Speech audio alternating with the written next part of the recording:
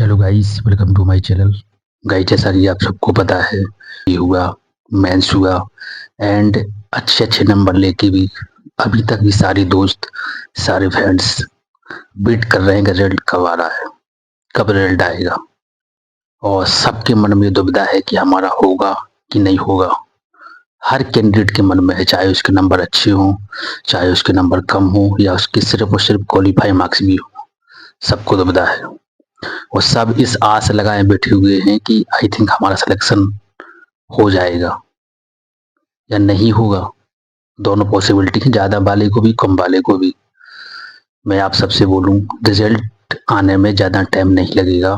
Result जी समझो कि last नवंबर तक रिजल्ट आ ही जाएगा 100%, या स्टार्टिंग ऑफ द दिसंबर। सबसे बड़ी बात ये है कि आपके जितने नंबर आए हैं, या आपके मन में जो संशय है कि सर हमारा होगा कि नहीं होगा, ये सबसे बड़ा क्वेश्चन है। सबसे बड़ा रिलेवेंट क्वेश्चन है जी कि आपका होगा कि नहीं होगा। गाइस, देखो, सबसे बड़ी बात ये है कि एमपी सरकार में आपको पता है नंबर ऑफ वैकेंसी आती है। बच्चे रात दिन मेहनत करते हैं, रात दिन लगे रहते हैं। देखो, आजकल लाइब्रेरी कल्चर है तो लबालब लाइब्रेरी भरी है, लबालब लाइब्रेरी भरी। लाइब्रेरी में जगह नहीं है। इवन यदि थोड़ी भी वैकेंसी निकलती है किसी भी किसी स्पेसिफिक नौकरी के लिए, तो लाखों में फॉर्म अप्लाई हो जाते हैं। आप समझ सकते हो कि कितना कंपटीशन है। दिन पे दिन बच्चे सामने निकल के आ रहे हैं, तैयारी में लगे हैं, लेकिन वैकेंसी का लेवल वही है। वैकेंसी किसी प्रकार से इंक्रीज नहीं हो रही है। ये आप सबको पता है पूरी स्थिति क्या है। मतलब देन अदर स्टेट यदि और किसी स्टेट का कंपेयर करें तो इन एमपी में वैकेंसी एज कंपेयर बहुत ही कम है। तो ऐसा क्या करें कि आपका फाइनल सिलेक्शन भी हो जाए रिजल्ट आने से पहले पहले, और कम नंबर वाला भी फाइनल लिस्ट में रहे। ऐसा क्या करें गाइस आप लोग, प्लीज। मैंने पिछली वीडियो में आपको बताया था, 17 नवंबर को देखो भोपाल में आंदोलन हो रहा है, उसमें तो सबको जाना ही है गाइस। सभी लोगों से रिक्वेस्ट है कि 17 नवंबर वाले आंदोलन में आए। लेकिन इसके बाद भी इससे बड़ा और कोई आंदोलन हो रहा है आगे भी। जैसे जब तक रिजल्ट नहीं आ रहा तब तक आपको कोशिश करनी है। और मेरी सबसे हाथ जोड़ के विनती है उन कैंडिडेट से जिनके नंबर कम है। डाउट तो सभी को है कि हमारा होगा कि नहीं होगा सर, क्योंकि किसी को पता नहीं है। जो मैंने आपको कट ऑफ बताया था, कट ऑफ में 1-2 नंबर आगे पीछे हो सकते हैं, 2-3 नंबर का डिफरेंस हो जाएगा।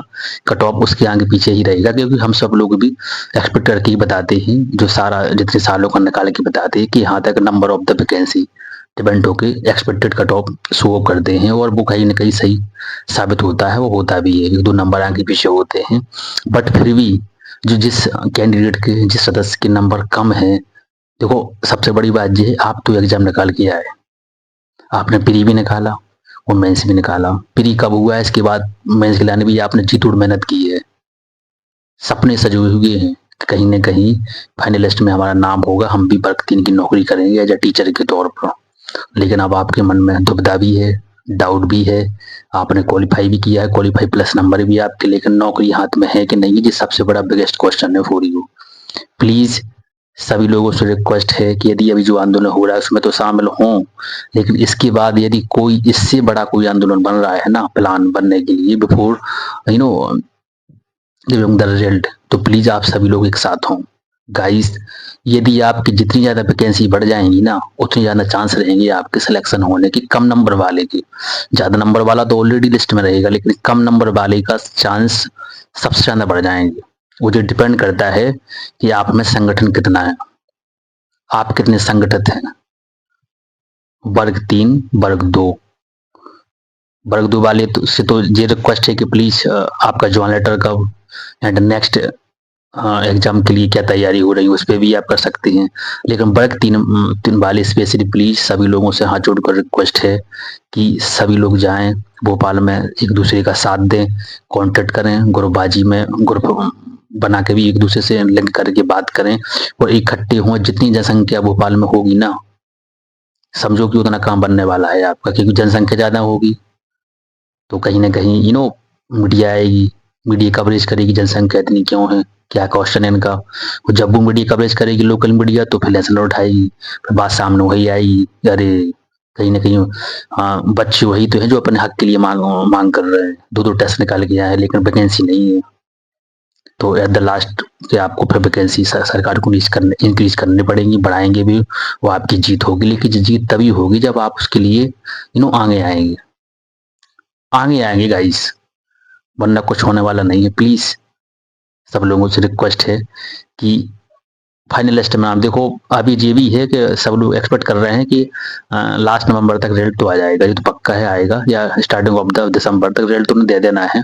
लेकिन रिजल्ट के पहले पहले कहीं ना कहीं यदि आपका लिस्ट में नाम हो तो ये सबसे बड़ी खुशी की बात है सब कैंडिडेट का। देखो सबसे बड़ी बात बनती है, आपने प्री निकाला और मेंस निकाला, ठीक है, तो बात तो ये बनती है कि मेंस निकालने के बाद जब आपकी क्वालिफाई मार्क्स हो जाती है ना, तो तभी आपको नौकरी मिलना चाहिए। आपने टेस्ट क्वालिफाई कर लिया है, यदि आपका टेस्ट क्वालिफाई नहीं होता, क्वालिफाई नंबर नहीं आते, तो घरे बैठते, तो उतने नंबर तो आपकी है, तो नौकरी तो सबको मिलना चाहिए जिन लोगों ने क्वालिफाई किया है। सिर्फ क्वालिफाई की बात कर रहा हूँ मैं, क्योंकि आप सबको पता है लाखों में गेस्ट पढ़ा रहे हैं स्कूलों में।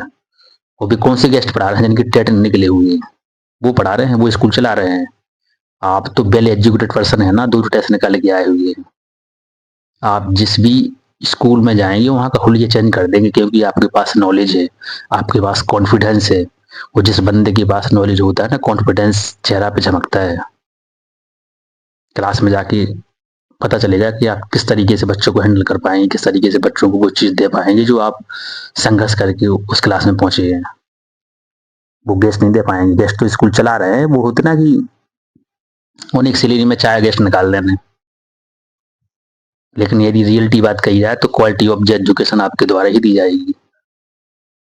प्लीज सभी लोगों से रिक्वेस्ट है इस पल के लिए कि आप स्कूल में रहें और उस कुर्सी पे बैठें और उन बच्चों को वो चीज़ दें जो उनके लिए वो बिल्कुल रूरल बैकग्राउंड के बच्चे तरस रहे लेने के लिए।